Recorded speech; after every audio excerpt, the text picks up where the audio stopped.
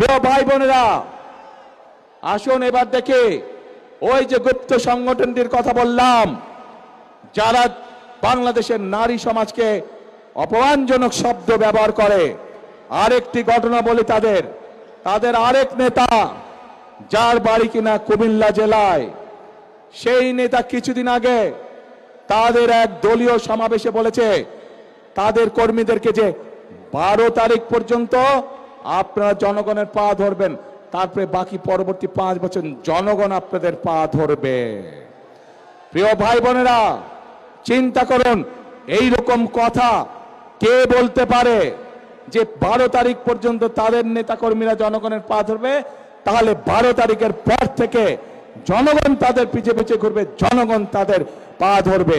এই কথা থেকে প্রমাণিত হয় কি তাদের মেন্টালিটি, কোন পর্যায়ের মানুষ হলে তারা জনগণকে নিয়ে এরকম তুচ্ছ তাচ্ছিল্য কথা তারা বলতে পারে।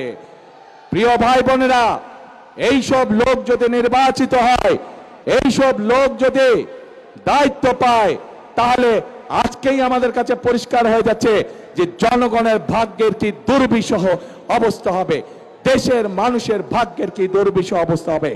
যাদের মনে এই কথা এবং মনের কথাই বেরিয়ে এসছে তাদের বাস্তবে।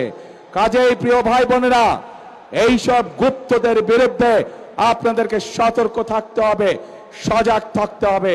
যারা দেশের মানুষকে সম্মান করতে জানে না, যারা পরিকল্পনা করে রাখে যে 12 তারিখের পর থেকে তারা জনগণকে নাকে দড়ি দিয়ে ঘোরাবে, তাদেরকে উচিত শিক্ষা আপনাদেরকে দিতে হবে প্রিয় ভাই বোনেরা।